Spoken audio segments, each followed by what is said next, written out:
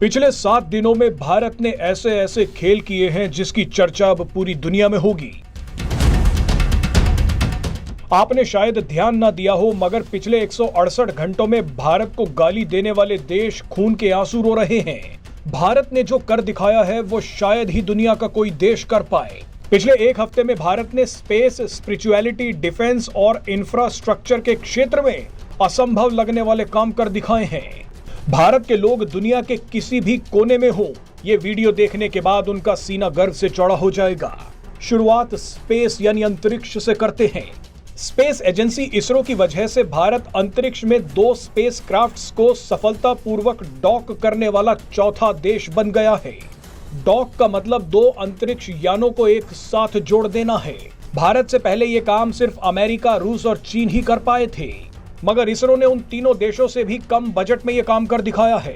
Space में docking करने से अब भारत को सैटेलाइट सर्विसिंग, इंटरप्लैनेटरी मिशन यानी ग्रहों और तारों के बीच यात्रा और इंसानों को चांद पर भेजने में मदद मिलेगी। भारत को अब चंद्रयान 4, गगनयान और भारतीय अंतरिक्ष स्टेशन जैसे मिशंस को पूरा करने में मदद मिलेगी। दुनिया भर के अखबारों में भारत की सफलता की चर्चा हो रही है। स्पेस के बाद अब स्पिरिचुअलिटी पर आते हैं।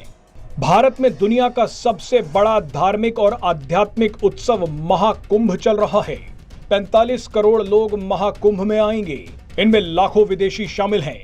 बताया जा रहा है कि इस बार महाकुंभ से 2 लाख करोड़ का रेवेन्यू सरकार को मिलेगा।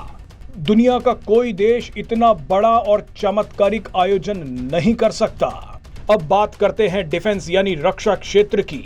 पीएम मोदी ने एक ही दिन में भारतीय नौसेना को 3 किलर मशीन दे दी हैं। शायद ही किसी देश ने एक ही दिन में डिस्ट्रॉयर, फ्रिगेट और सबमरीन अपनी सेना को दी हो। भारतीय नौसेना को आईएनएस नीलगिरी मिला है जो एक फ्रिगेट है। इसके अलावा नौसेना को एक डिस्ट्रॉयर आईएनएस सूरत भी मिला है। इन दोनों के अलावा भारतीय नौसेना को एक सबमरीन आईएनएस वेगशीर भी मिली है। भारत ने एक ही दिन में हिंद महासागर में तूफान उठा दिया है।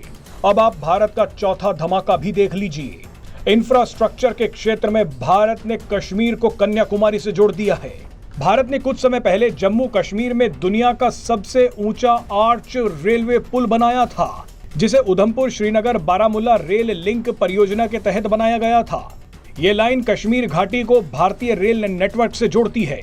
इंफ्रास्ट्रक्चर के इतिहास में ये एक चमत्कार है। अब सूत्रों के मुताबिक इस ब्रिज से ट्रेन चलने के लिए जरूरी सिक्योरिटी क्लियरेंस मिल गया है। मीडिया रिपोर्ट्स के मुताबिक पीएम मोदी 26 जनवरी को कश्मीर से कन्याकुमारी के लिए ट्रेन सेवा की शुरुआत कर सकते हैं। यानी भारत हर क्षेत्र में बढ़ रहा है, फिर चाहे वो स्पेस हो, स्पिरिचुअलिटी हो, डिफेंस हो या इंफ्रास्ट्रक्चर। पाकिस्तान जैसे देशों में बैठे लोग अब सिर्फ यूट्यूब पर सर्च करके भारत की तरक्की को देख रहे हैं।